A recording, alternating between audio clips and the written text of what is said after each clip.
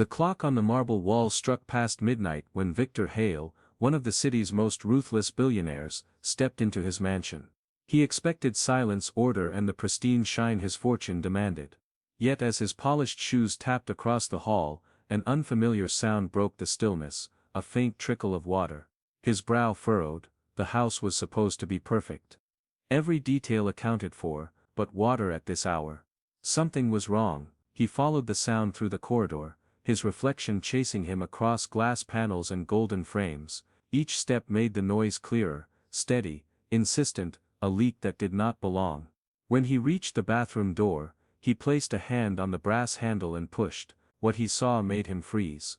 Slumped against the porcelain toilet was Elena, his maid, her uniform damp, her head resting against the tiles as if exhaustion had claimed her. But what caught Victor's eyes more than anything else were the two infants strapped across her back in a worn cloth sling. Tiny chests rose and fell, faces peaceful, wrapped in faded blankets the color of dusk. Towels were stacked across the floor, soaked but forming a barrier against the spreading water. And next to the pipes, a simple butter knife lay on the tiles, as though it had been a weapon in her battle with the stubborn valve. Victor's jaw tightened. His house ran on rules, strict uncompromising rules, no dependents allowed, no distractions. Staff were paid to work, not to bring their problems into his sanctuary. The policy had been clear, and now here she was, breaking it in the most blatant way possible. Elena, his voice cut the silence like glass shattering, her eyes fluttered open, heavy with fatigue, but when she saw him, she scrambled upright, steadying the babies with one arm. "Sir, please," she whispered, her voice hoarse. "Lower your voice, they'll wake." Victor's expression hardened. "In my house, the rule is no dependents, no exceptions. You knew this." She swallowed, lips trembling, but her chin lifted with a defiance born of desperation. The daycare closed, a pipe burst there too. My sitter didn't answer, I had nowhere else, I strapped them to me so I could still clean. "Sir, I couldn't risk losing this job." Victor stepped forward, anger sharp in his throat. "So you thought it wise to bring two infants into a bathroom with bleach, with broken plumbing, with tools lying around, do you understand the risk?" Tears burned her eyes, but her voice did not waver. "Yes, I understood, but you also told me this bathroom had to shine before your guests arrived tomorrow. I tried, the valve jammed, water started spilling. If I left it, your floors would have flooded. I fought it with what I had, a knife and two children who will need formula in the morning." One of the babies whimpered, and instinctively, she rocked her body side to side, her hand stroking the sling gently until the child settled. Then she met his eyes again. "This isn't recklessness, Mr. Hale, it's survival." Victor's gaze fell to the towels, the crude fix, her blistered hands red beneath the thin gloves. Something twisted inside him, a conflict between fury and something unfamiliar, something he rarely entertained, empathy. "What are their names?" he asked suddenly, his voice quieter. "Mateo and Daniel," she whispered, her spine straightening with pride even in fatigue. "They're 7 months, they're not sick, they're not trouble. They're just mine." "You broke policy," he said flatly. "I did," she admitted without hesitation, "and HR will demand my termination tomorrow. But if you want, fire me tonight. At least I'll know if I'm walking home with them on my back or waiting for a bus that won't come.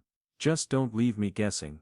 Victor rubbed his forehead, frustration pressing down on him. He was a man of systems, of order, of rules that had built empires.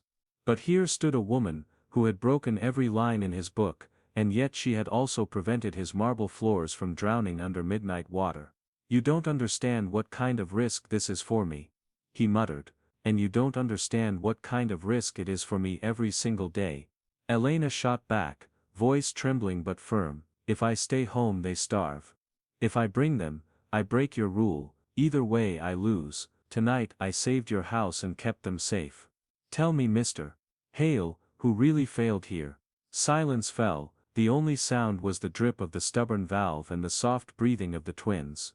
Victor crouched by the pipes, twisted the valve with his own hand and the leak ceased. He stood again, brushing off his palms, his mind heavier than it had been in years. "You nearly cut yourself open with that knife," he muttered. "And yet the leak is gone," she replied quietly. He studied her, her back straight despite exhaustion, her arms trembling from the weight of both children, her resolve burning through the despair. You broke the rule, he said again, but softer now. I did, she repeated. His chest tightened with a decision he didn't know he was capable of making.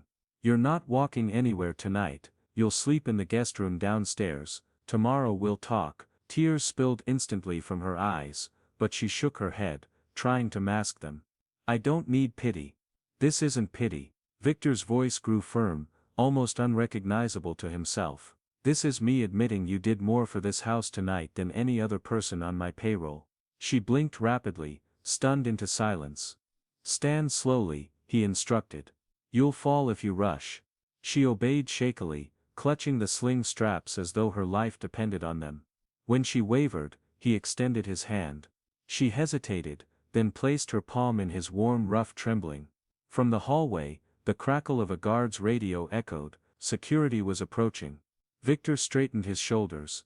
If they saw the twins, questions would explode, rules would bind him again. When the night guard appeared at the stairs, eyes widening at the sight of Elena in the sling, Victor's voice cut sharp and commanding.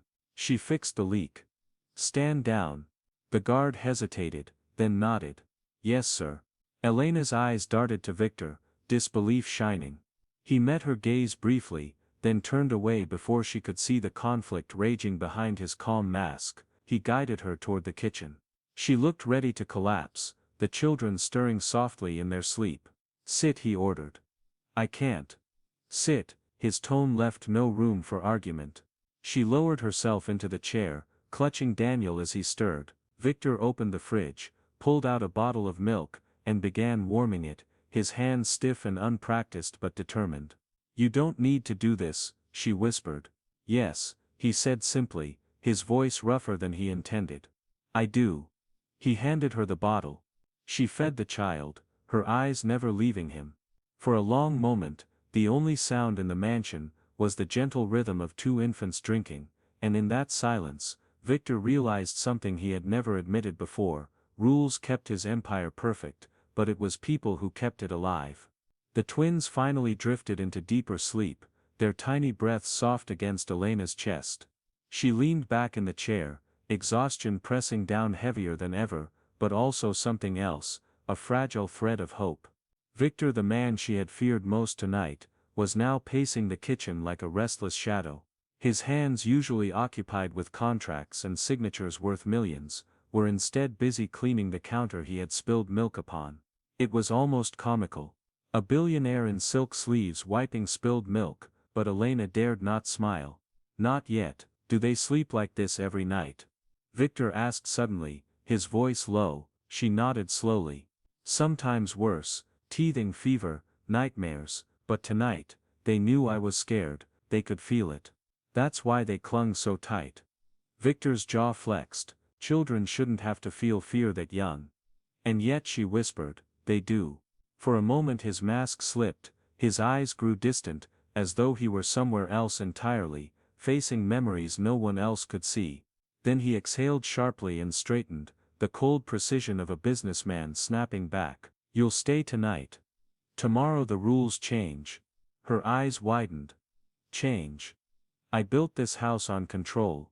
But maybe, it's time control bends a little. Tears welled in her eyes again, but this time, she didn't hide them. She bowed her head, whispering, thank you. Victor didn't answer. He didn't know what tomorrow would look like, or why a pair of infants in faded blankets had shaken him more than any business rival ever had. But as he turned off the kitchen lights, guiding Elena toward the guest room, one truth pressed into his chest with undeniable weight. Coming home late, he had expected silence and perfection. Instead he found chaos, humanity, and the first crack in the armor he'd built around his heart. And strangely, he didn't want to seal it shut again.